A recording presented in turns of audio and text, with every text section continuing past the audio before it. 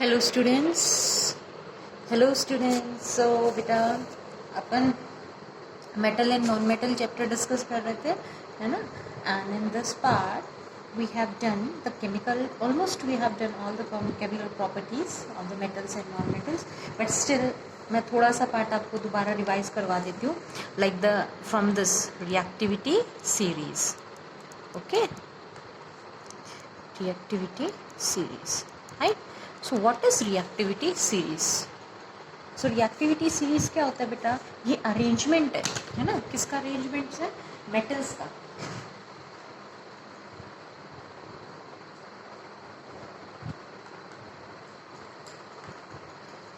So इस reactivity series में metals arranged होते हैं in the order of the decreasing reactivity. Fine, यानी it is the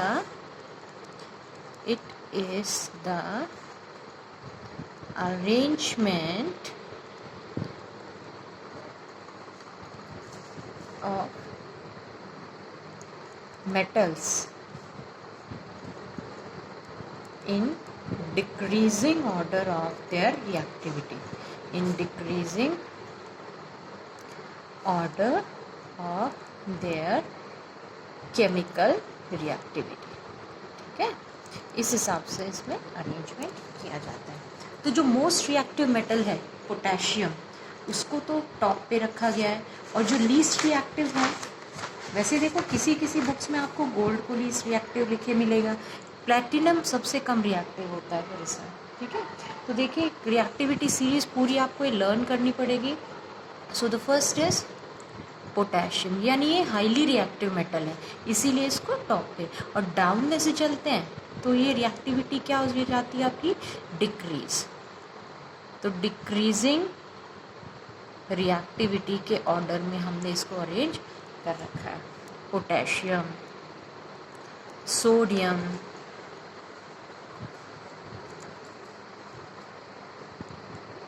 calcium, magnesium,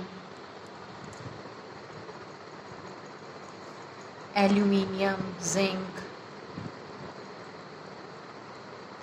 aluminium, इसके बाद आता है जिंक, आयरन, टिन, लेड। फिर देखो हाइड्रोजन। हाइड्रोजन को हम इस रिएक्टिविटी सीरीज में रख रहे हैं, हमें पता है it is a non metal, but mostly reactions में ये it behaves like a metal, metal की तरह बिहेव करता है। नहीं, H+ आयन हमें देता है पॉजिटिव चार्ज, और पॉजिटिव चार्ज जो स्पीशीज़ होती है उन्हें हम मेटल्स में लेते हैं। ठीक है बेटा, और जो भी मेटल्स हाइड्रोजन से ऊपर हैं उनकी रिएक्टिविटी क्या होती है? हाई। ठीक है, और जो इससे नीचे होते हैं वो लो रिएक्टिव हैं, लाइक कॉपर, सिल्वर, गोल्ड, और गोल्ड से भी कम रिएक्टिव है आपका प्लैटिनम। ठीक है, किसी किसी बुक में इसको प्लैटिनम को ओमिट कर रखा है, नहीं दे रखा है।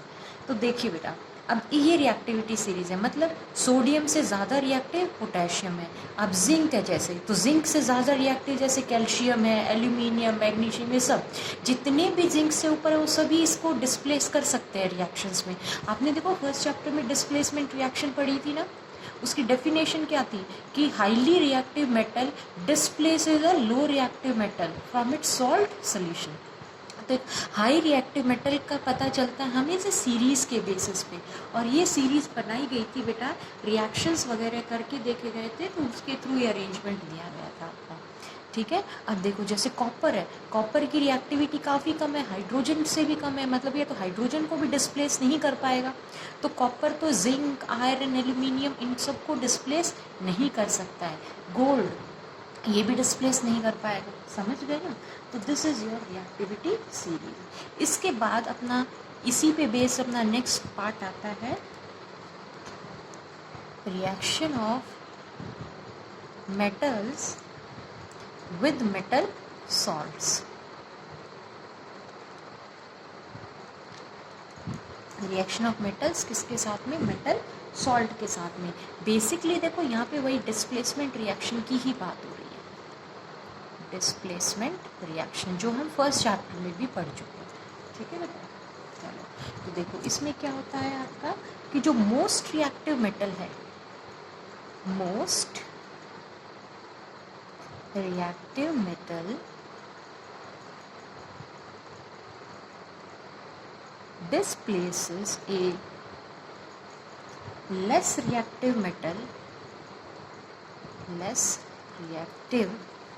metal from their compound, या तो उसके कंपाउंड से, फ्रॉम देयर कंपाउंड, या फिर देयर सॉल्ट सोल्यूशन।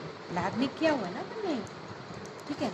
जैसे कि जिंक पैलेट्स अगर हमने कॉपर सल्फेट की सोल्यूशन में डाली, copper sulphate solution is blue colour, है ना। तो जिंक क्या करता है यहाँ से, अब देखो रिएक्टिविटी सीरीज में देखिए बेटा, जिंक ज़्यादा रिएक्टिव है कि कम रिएक्टिव है कॉपर से। देखो कॉपर कहाँ है रिएक्टिविटी सीरीज में, नीचे, और जिंक ऊपर है। तो यहाँ से क्लियर है ये कि zinc is more reactive than copper. तो of course according to the condition zinc can displace this copper, तो जिंक इस कॉपर को यहाँ से डिस्प्लेस कर देगा और क्या बन जाएगा आपका ये salt ZnSO4, zinc sulphate plus copper, copper को हटा दिया। और जो इसका ब्लू कलर है वो किस में चेंज हो जाता है, अब ये कलरलेस, जिंक सल्फेट की सोल्यूशन कलरलेस हो जाती है। समझ में आ गया। तो ये होता है इसमें आपका। One more example you can take for this, like iron. Iron को अगर हम डालें कॉपर सल्फेट सोल्यूशन में, तो कॉपर सल्फेट अगेन किस टाइप की सोल्यूशन है आपकी, ब्लू, है ना। और ये आपको कैसा दे देगा फिर, अब देखो रिएक्टिविटी सीरीज में आपने अपने देखा था ना, इधर आयरन कॉपर से ज़्यादा रिएक्टिव है, ऊपर है, तो आयरन ऑफ कोर्स कॉपर को यहाँ से डिस्प्लेस कर देगा, है ना। चलो इसने डिस्प्लेस कर दिया, क्या बना लिया, FeSO4 प्लस कॉपर। तो ब्लू से किस में चेंज हो गया अभी ये, लाइट ग्रीन, फाइन, ठीक है। So this is how displacement reaction takes place. If we write the generalisation of this reaction, अगर इसको जनरलाइज फॉर्म में हम लिखें तो हाउ कैन वी राइट, कि देखो इस तरीके से लिख सकते हैं कि metal A is when reacting with the metal B का salt solution of metal B, then condition इसमें ये होनी चाहिए कि the reactivity of A should be more than the reactivity of B, then only it will be able to displace, otherwise ये displace नहीं होगा, ठीक है बेटा। यही कंडीशन सेटिस्फाई होनी चाहिए अपनी। देखो अगर जैसे इस रिएक्शन में अगर कॉपर यहाँ होता प्लस FeSO4 होता, तो आपको पता है कॉपर की रिएक्टिविटी तो कम है, तो इस रिएक्शन टेक प्लेस ही नहीं होती। समझ में आ रही है ना बात। तो same situation will be taking place in every case, okay. So the compound formed will be salt. अब देखो ए ने बी की जगह ले ली ना, तो अब सॉल्ट सोल्यूशन किसकी बन गई, बी की, salt solution of B plus, और मेटल बी हो गया आपका डिस्प्लेस, अलग हो गया, ठीक है। तो ये चीज़ थी इसमें, ठीक है बेटा। इसके बाद अपना आ जाता है नेक्स्ट पार्ट, एम्फोटेरिक ऑक्साइड्स। देखो पीछे अपन ने ऑक्साइड पार्ट डिस्कस करे थे जब मेटल ऑक्सीजन के साथ में रिएक्ट कर रहे थे, है ना। तो मेटल के जो कुछ ऑक्साइड्स होते हैं they are amphoteric in behaviour. तो ये एम्फोटेरिक का मतलब क्या होता है, ठीक है। तो इसमें देखिए आप लोग, metal oxide which react with both acids as well as base, यानी ऐसे ऑक्साइड्स जो एसिड के साथ में भी और बेस के साथ में भी रिएक्ट कर सकते हैं, उनको हम क्या कहते हैं बेटा, एम्फोटेरिक ऑक्साइड, ठीक है। Which can react with both acid and bases ना। और प्रोड्यूस क्या होता है इसमें, to produce salt and water, ठीक है। जैसे फॉर एग्जाम्पल में आपके पास है aluminium oxide Al2O3, zinc oxide, lead oxide, ये सभी कैसे हैं बेटा, एम्फोटेरिक ऑक्साइड, ठीक है। मतलब ये लोग ये चीज़ें एसिड्स के साथ भी रिएक्ट कर सकती हैं, बेस के साथ में भी। Like we will take the example of aluminium oxide Al2O3 and will make it to react with a acid first, HCl. So while reacting with the acid, it will be forming its salt, that is aluminium chloride plus water. ठीक है, so this is how the salt is being formed out here. तो देखो acid के साथ react किया, अब जब aluminium ये एसिड के साथ में रिएक्ट कर रहा है तो it itself is behaving as base, ठीक है। और जब ये एल्यूमिनियम ऑक्साइड एक बेस के साथ रिएक्ट करेगा लाइक NaOH, है ना, then the salt formed would be sodium aluminate NaAlO2. The salt is sodium aluminate plus water, ठीक है। तो अभी ये बेस है and it will behave as acid, ठीक है। तो देखो हम इसको एम्फोटेरिक एसिड को दो तरीके से डिफाइन कर सकते हैं ना, कि these are the metal oxide which react with both acid as well as with base, और वी कैन से कि amphoteric oxides are those which can behave as, ठीक है, which can behave as base as well as with as acid, ठीक है। यानी जब देखो ये एसिड के साथ रिएक्ट कर रहा है तो खुद कैसा बिहेवियर शो कर रहा है, बेसिक, और जब ये बेस के साथ रिएक्ट कर रहा है तो खुद कैसा बिहेवियर शो कर रहा है, एसिड। बात समझ में आ गई बेटे, ठीक है। So this is it and it is a very very important part amphoteric oxide, ठीक है। चलिए इसके बाद आप आगे आ जाइए। Now we will see how metals and non metals react.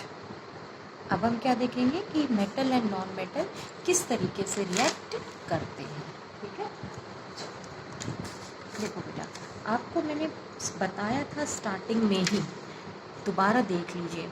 Metals क्या करते हैं, मेटल्स इलेक्ट्रॉन लूज करते हैं, जैसे कि सोडियम का केस बताया था ना आपको, ठीक है। नॉन मेटल्स क्या करते हैं, दे gain electrons.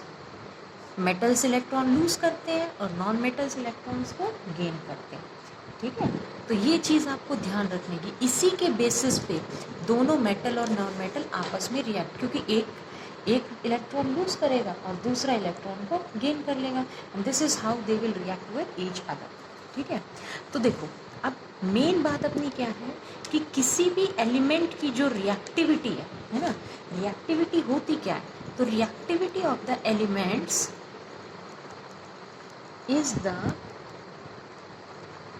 Tendency to attain a completely filled valence shell, completely filled valence shell। क्या होती है रिएक्टिविटी एक एलिमेंट की, it is the tendency to attain a completely filled valence shell, अपनी वैलेंस शेल को कम्प्लीटली फिल करना हो, यही एक एलिमेंट की रिएक्टिविटी होती है।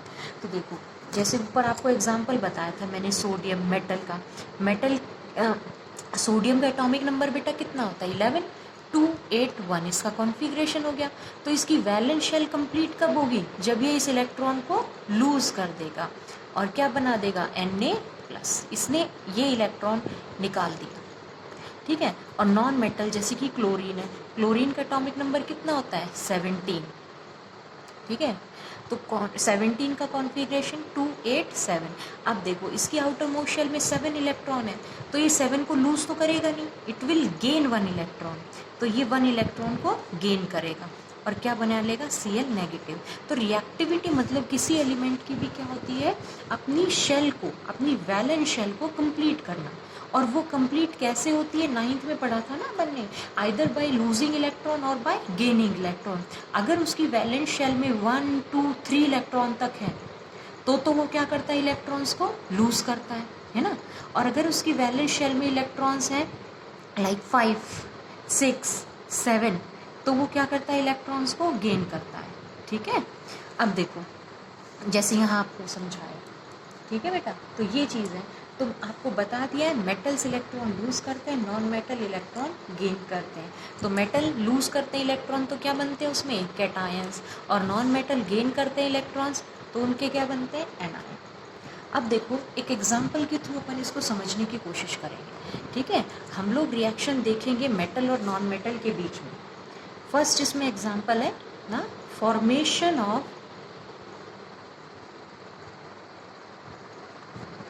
NaCl, NaCl का फॉर्मेशन, सोडियम क्लोराइड। इसमें से आप सबको पता है सोडियम मेटल है, क्लोरीन नॉन मेटल है, ठीक है। So we will see how they react with each other. देखो यहाँ से जो सोडियम है ना Na, ये आपको बताया ऊपर, इसका एटॉमिक नंबर होता है 11, कॉन्फ़िगरेशन 281। तो अपनी आउटर मोस्ट शेल में से 1 इलेक्ट्रॉन को लूज़ करने के बाद में इस पर चार्ज आ जाता है प्लस, ये हो गया है ना बेटा। तो इसने क्या बना दिया, सोडियम कैटायन फॉर्म कर दिया, ठीक है। तो मेटल ने तो क्या किया, इलेक्ट्रॉन लूज किया। और नॉन मेटल क्लोरीन जिसका कॉन्फ़िगरेशन होता है 287, इसने एक इलेक्ट्रॉन गेन किया है, गेन किया इसने इलेक्ट्रॉन, ताकि इसकी थर्ड शेल कंप्लीट हो जाए। और इस पे चार्ज कितना आ गया, -288, ठीक है। सो इस तरीके से हम देखते हैं कि एक मेटल से एक कैटायन बना और एक नॉन मेटल से एक एनायन बना। फिर क्या होता है बेटा कि जो कैटायन और एनायन बने हुए हैं यहाँ पे, ठीक है, यानी आपने देखा कि how this sodium and this chloride ion is being form. Now these Na plus and Cl minus ions, ये जो Na प्लस और Cl माइनस आयन जो बने हैं ना, दे फॉर्म आयोनिक बॉन्ड। ये क्या बना लेते हैं बेटा, आयोनिक बॉन्ड बनाते हैं। आयोनिक बॉन्ड की डेफिनेशन बताऊंगी। देखो आयंस है ना, तो इनके बीच क्या हो जाती है, इन दोनों आयंस के बीच हो जाती है इलेक्ट्रोस्टैटिक अट्रैक्शंस। इलेक्ट्रोस्टैटिक अट्रैक्शंस हो जाती है और उन इलेक्ट्रोस्टैटिक की अट्रैक्शन की वजह से इनके बीच में बॉन्ड बन जाता है Na प्लस और Cl माइनस, और क्या बन जाएगा आपका NaCl, ठीक है। तो जो बॉन्ड इलेक्ट्रोस्टैटिक अट्रैक्शन की वजह से हुआ है, that bond is known as ionic bond. तो ये इसको आप ऐसे समझाएंगे। अब इसी प्रोसेस को अगर मैं डॉट स्ट्रक्चर के बेसिस पे, देखो डॉट स्ट्रक्चर क्या होते हैं आपको पता है ना, 9th में बताया था। जैसे कोई भी एलिमेंट है तो उसका symbol with its valence electron, उसको हम उस एलिमेंट का क्या कहते हैं, एटम का कहते हैं डॉट स्ट्रक्चर, और we also call it its Lewis symbol. इसको लुईस सिंबल भी बोला जाता है, ठीक है। तो सोडियम का लुईस सिंबल हो गया ये Na, उसका सिंबल, और ये इसका वैलेंस इलेक्ट्रॉन। दूसरा अपने पास एटम क्या है, क्लोरीन। क्लोरीन के वैलेंस इलेक्ट्रॉन कितने थे, वैलेंस इलेक्ट्रॉन क्या है, जो उसकी आउटर मोस्ट शेल में प्रेजेंट है। तो वैलेंस इलेक्ट्रॉन क्लोरीन के कितने थे बेटा, 7, 1 2 3 4 5 6 और ये 7, ठीक है। तो अब देखो ये बॉन्ड बना कैसे, यानी ये जो आयोनिक बॉन्ड था ना, ये कैसे फॉर्म हुआ। सोडियम ने, देखो रिएक्शन के थ्रू भी अभी आपने समझा है कि सोडियम ने जो इलेक्ट्रॉन लूज किया था वो इलेक्ट्रॉन क्लोरीन ने गेन कर लिया। तो सोडियम ने तो बनाया Na प्लस और क्लोरीन ने बनाया Cl माइनस। फिर Na प्लस और Cl माइनस के बीच में बॉन्ड फॉर्म हो गया, है ना। इसी प्रोसेस को जो ऊपर केमिकल रिएक्शन के बेसिस पे समझा है, उसी प्रोसेस को हमने यहाँ पे लुईस सिंबल के फॉर्म में समझना है। तो सोडियम का वैलेंस इलेक्ट्रॉन 1, क्लोरीन के वैलेंस इलेक्ट्रॉन 7। अब सोडियम अपना इस 1 इलेक्ट्रॉन को किसको ट्रांसफ़र कर देगा, क्लोरीन को, कि भाई मेरे को तो ज़रूरत है नहीं, क्योंकि मेरा तो वैलेंस शेल 28 में कंप्लीट हो गया, फालतू है मेरे पास ये एक इलेक्ट्रॉन, इसको आप ले जाओ, ठीक है। तो क्लोरीन को दे दिया इसने। अब ऐसा करने से सोडियम ने क्योंकि दे दिया ना, इसको लूज कर दिया, तो Na प्लस चार्ज, और क्लोरीन ने जिसके पास 7 तो थे खुद के, और एक इलेक्ट्रॉन लिया इसने ये वाला, किससे, सोडियम से। तो क्योंकि लिया है ना, एक इलेक्ट्रॉन ले लिया इसने, तो इसके ऊपर चार्ज कैसा आ गया, अब नेगेटिव, समझ गए। तो इस तरीके से सोडियम आयन और ये क्लोराइड आयन बनते हैं, और फिर ये दोनों आयंस कैटायन और एनायन मिलके क्या बना देते हैं, NaCl। और इनके बीच में, क्योंकि ट्रांसफ़र, देखो ध्यान से समझना, आयोनिक बॉन्ड समझेंगे आप यहाँ पे। तो मतलब आयोनिक बॉन्ड में क्या हुआ है, आयोनिक बॉन्ड में हुआ है ट्रांसफ़र ऑफ इलेक्ट्रॉन्स, इलेक्ट्रॉन्स का ट्रांसफ़र एक एटम से दूसरे में। जिस एक लूज करता है और दूसरा करता है उसको गेन। समझ गए? तो आयनिक बॉन्ड में क्या होता है बेटा, इलेक्ट्रॉन्स का ट्रांसफ़र होता है इस तरीके से। ठीक है, चलिए अब एक और एग्जांपल लेती हूँ मैं इसका। काफ़ी सारे एग्जांपल समझेंगे तब आपको ये क्लियर होगा। ठीक है, एक लेते हैं अपन इसका मैग्नीशियम ऑक्साइड वाला केस। ये सोडियम क्लोराइड का देगा, अब अपन समझते हैं इसको मैग्नीशियम ऑक्साइड के थ्रू। सबसे पहले आपको ये पता होना चाहिए मैग्नीशियम ऑक्साइड चीज़ क्या है भाई, इसका फॉर्मूला क्या है। तो इस फॉर्मूला इज MgO। ठीक है, मैग्नीशियम ऑक्साइड, देखो 9th में तो ऐसे सीखे थे, मैग्नीशियम +2 ऑक्सीजन -2, क्रॉस कर दो MgO बन गया है ना। अब प्रॉपर अपन देखेंगे कि किस तरीके से बना। ठीक है, अब देखिए मैग्नीशियम ऑक्साइड में अपने पास दो एटम है, एक है मैग्नीशियम और दूसरा है ऑक्सीजन। मैग्नीशियम क्या है, एक मेटल है, और ऑक्सीजन क्या है, एक नॉन मेटल है। ठीक है, तो देखते हैं, चलो सबसे पहले उठाओ मैग्नीशियम। ठीक है बेटा, मैग्नीशियम का एटॉमिक नंबर कितना है बेटा, 12। ठीक है, कॉन्फ़िगरेशन क्या लिखेंगे आप इसकी, 282। मैग्नीशियम की कॉन्फ़िगरेशन क्या लिख दी तुमने, 282। अब आप देख रहे हैं इसकी वैलेंस शेल में 2 इलेक्ट्रॉन है भाई, 1, 2 या 3 इलेक्ट्रॉन्स तक होते हैं। तो क्या करता है एटम, लूज़ करता है उसको, है ना। तो मैग्नीशियम क्या करेगा, 2 इलेक्ट्रॉन्स को लूज़ कर देगा, मतलब इसने अपने आप में से वो 2 इलेक्ट्रॉन निकाल दिए। तो मैग्नीशियम के ऊपर चार्ज कितना आ गया, +2 का चार्ज आ गया इसके ऊपर, मैग्नीशियम के ऊपर, क्योंकि 2 इलेक्ट्रॉन्स इसने रिमूव कर दिए तो इसके ऊपर चार्ज कितना आ गया, +2। कॉन्फ़िगरेशन हो गई इसकी 2, 8। ठीक है, अब ऐसे ही ऑक्सीजन का केस देखो। ऑक्सीजन एटॉमिक नंबर 8, कॉन्फ़िगरेशन इसकी ऑक्सीजन की 2, 6, 8 एटॉमिक नंबर, 2, 6 इसकी configuration.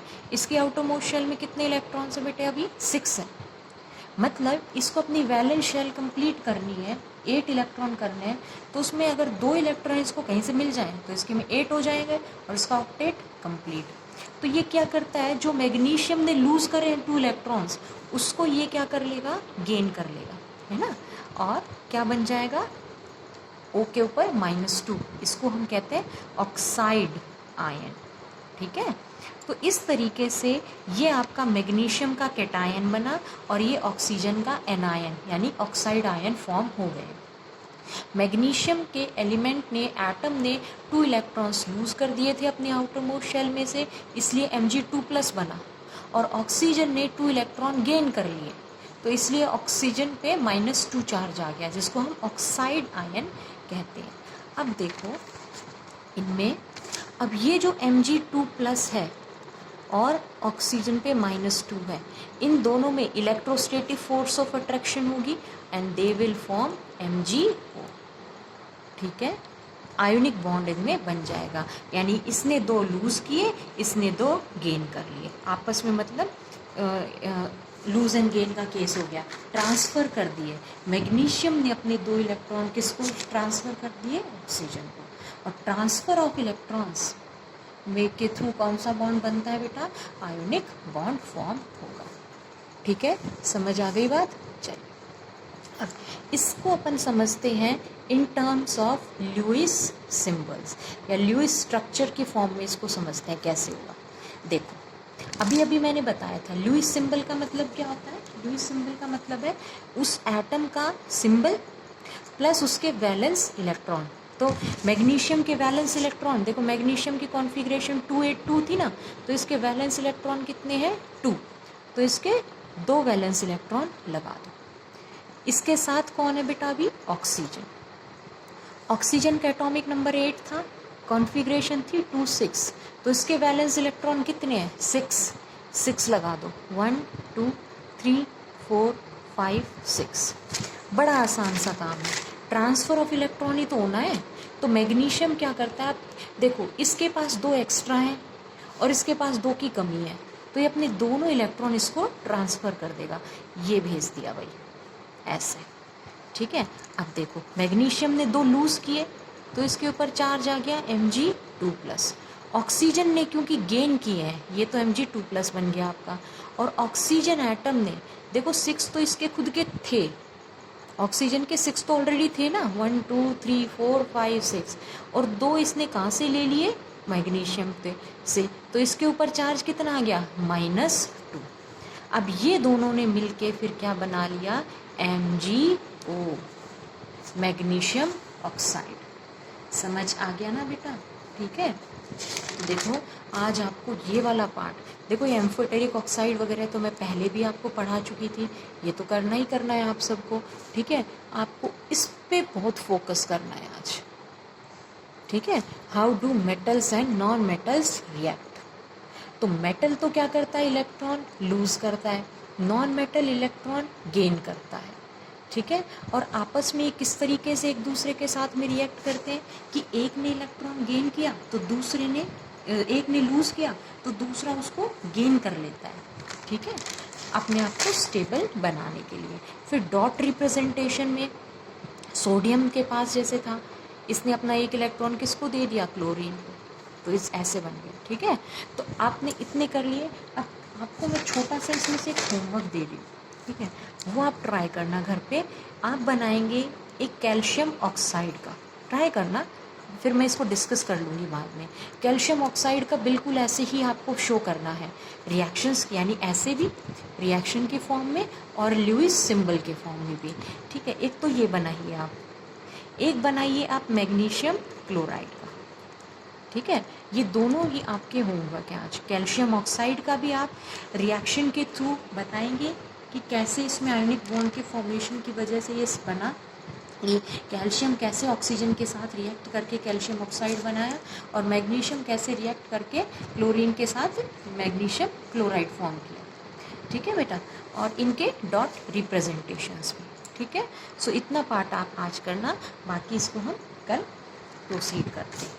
Okay students, thank you.